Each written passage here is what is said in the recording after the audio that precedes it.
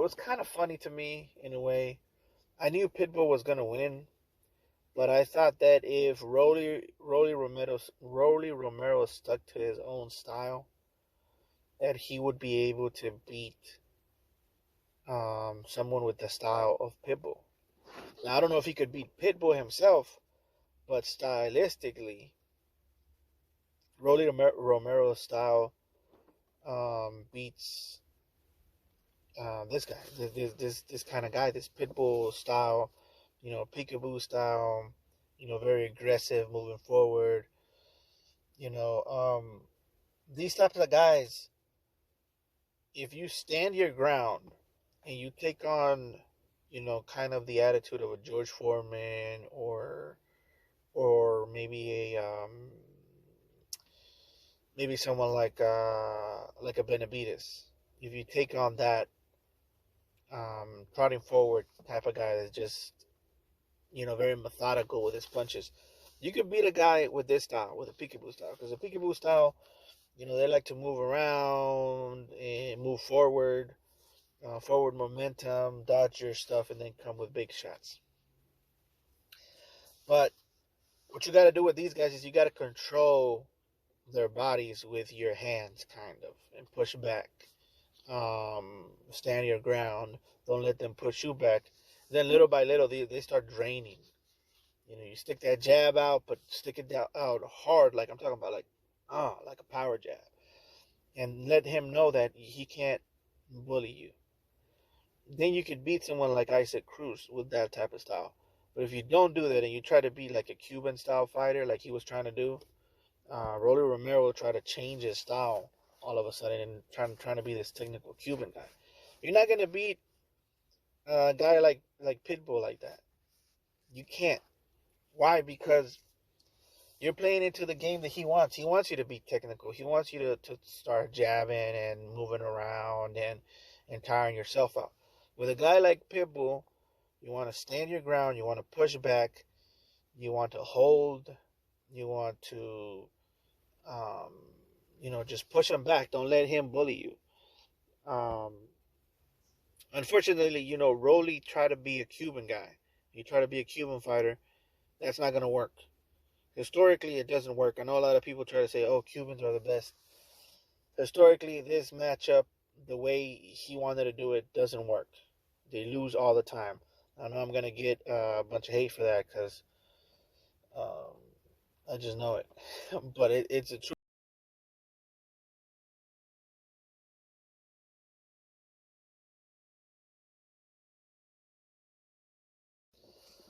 It wasn't going to work, man, at all.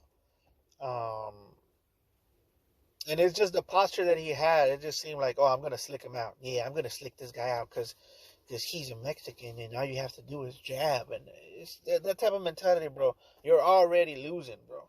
You're already losing because you're thinking that way. Um, but and listen, a lot of people think Isaac Cruz is one dimensional.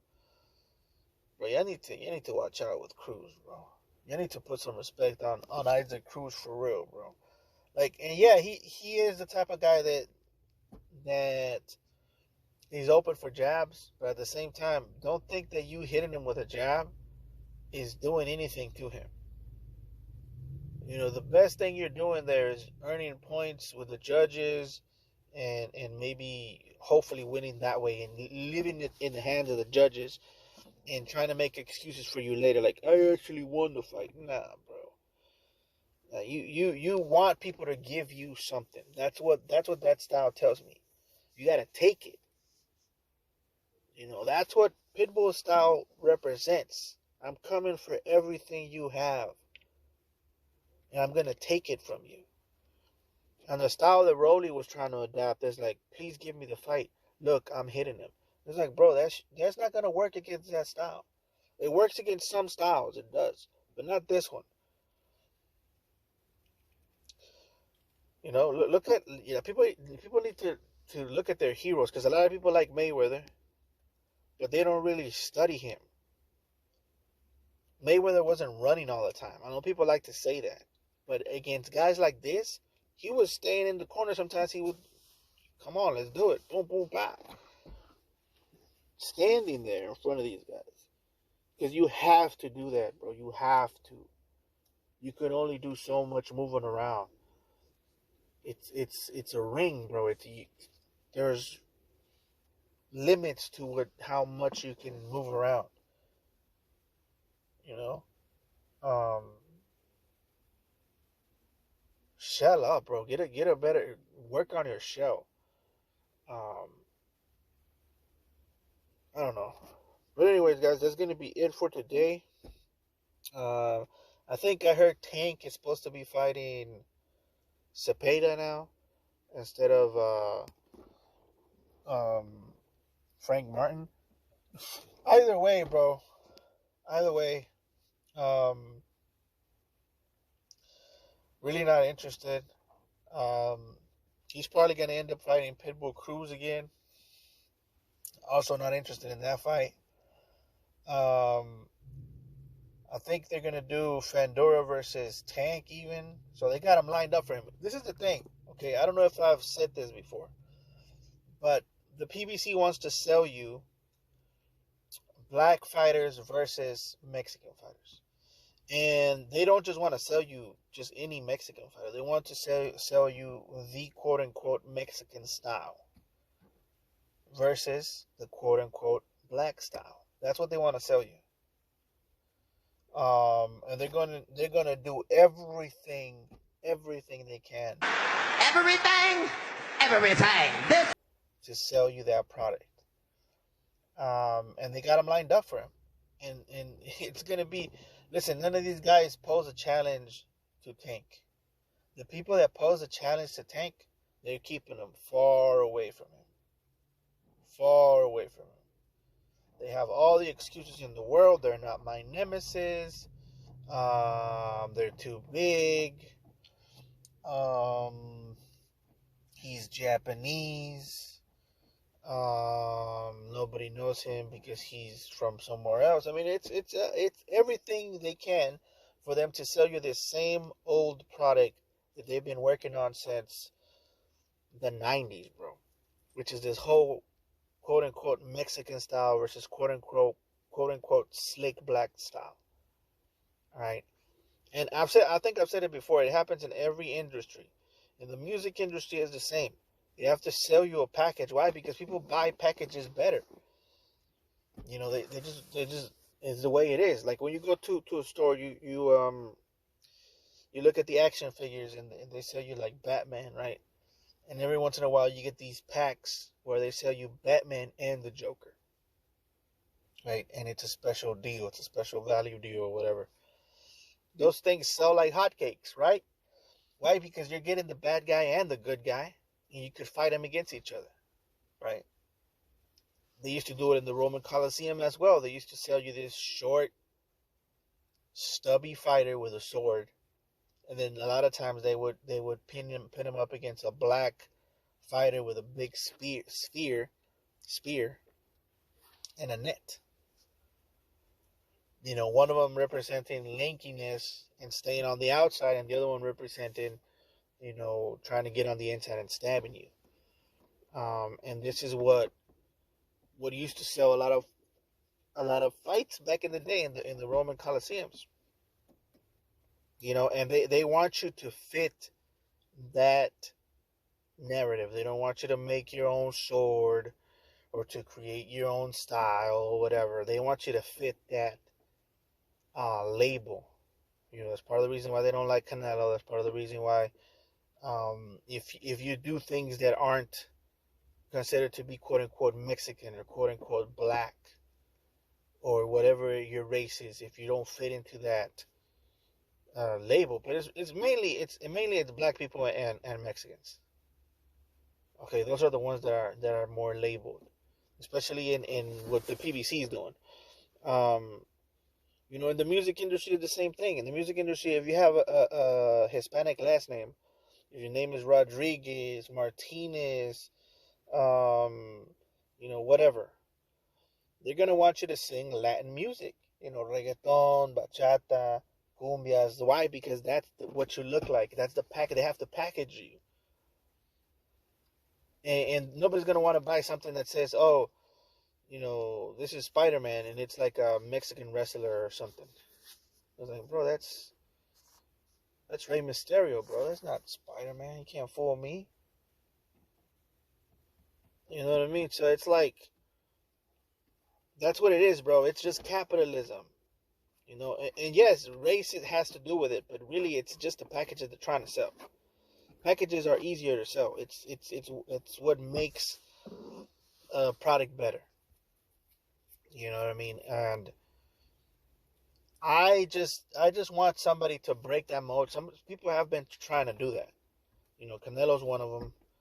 Um, but some people just don't want that to happen. And right now it seems to be more on the Mexicans. Um, and it's lies, bro. We've seen Canelo beat quote unquote slick black Mexicans. I mean, slick black fighters.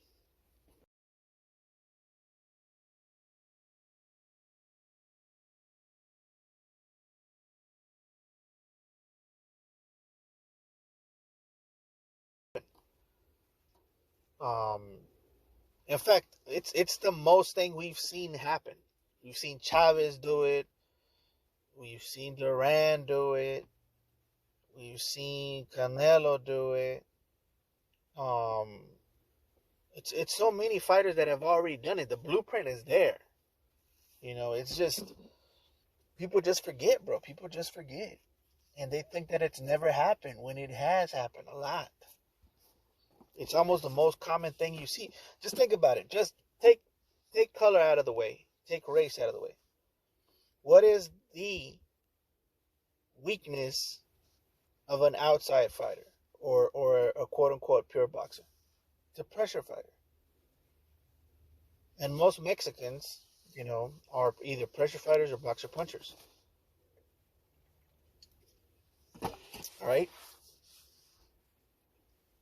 So that's just the it's like common sense that the pressure fighter would win. Now, of course, it doesn't always happen. Sometimes things happen. Controlled chaos. I'm not gonna say how they control it and how they make it happen, but let's put it this way: if you survive a Mexican for a long time, they would give you the fight. All right. Next thing I have to start knocking people out in order for them to get these belts, and that's how Mexican style started. By these guys going to other countries and knocking people out. Other people complain, they'd be like, "I'm not going to their country because it's gonna be home cooking over there." And how are you winning over here? It's the same shit. Meanwhile, these guys, they're known all over the world because of that. Because they're going over there to England, to Japan, to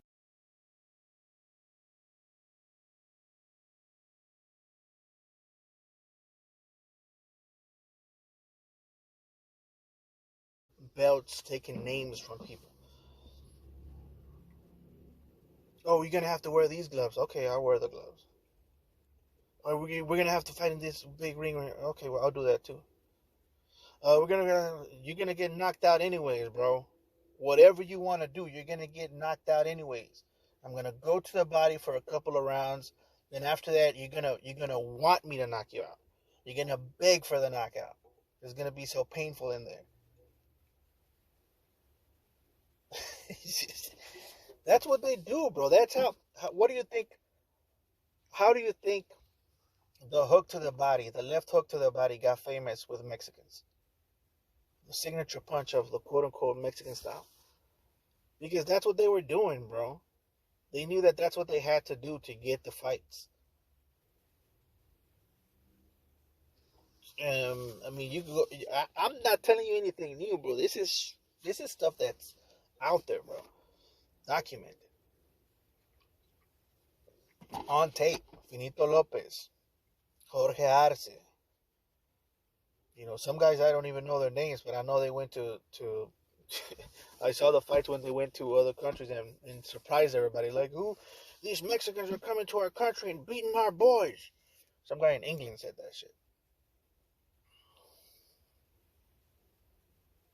But meanwhile, Americans are like, and I'm an American, bro. I'm Mexican American. But this is what I don't like about American fight, and there's stuff that I don't like about Mexican fighters too. Well, mainly Mexican people and Mexican fighters. What I don't like about them, I'll go ahead and say it. What I don't like about them is they believe this hype that this is Mexican style. They believe this whole narrative that they painted, which you shouldn't do that, bro. That's a sales pitch. It's not the truth. I said it before in other videos. Sales pitches have some truth in them, mixed with some lies to sell you something. That's a sales pitch. Okay, it doesn't mean that it's all lies. It doesn't mean that it doesn't have some truth in there. But that's what it is. But anyways, back to the Americans. What I hate about the Americans is that they don't really want to fight in other countries. You know? And the same thing goes for people in England. It's a most of a West culture type thing, but even though Mexico is in the West, you know, Mexicans are more known to go by going to other countries and winning these fights. And Americans aren't really known for that.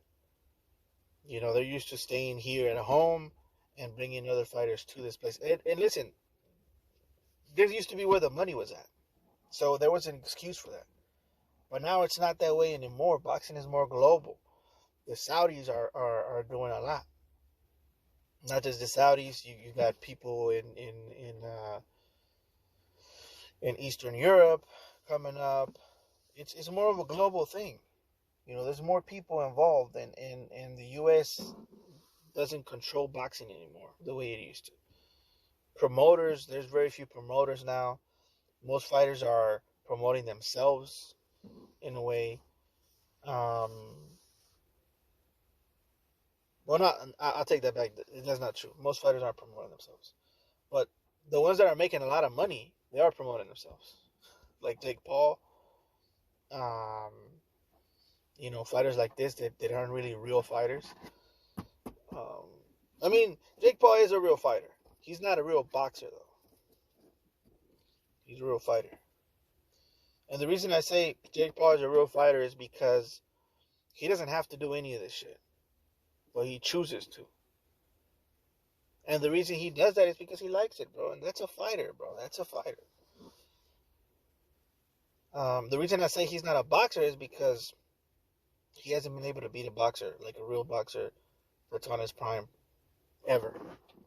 Most of the guys he beats in there are MMA guys. But anyways, guys, that's going to be it for today. I hope you liked this video. Please like, comment,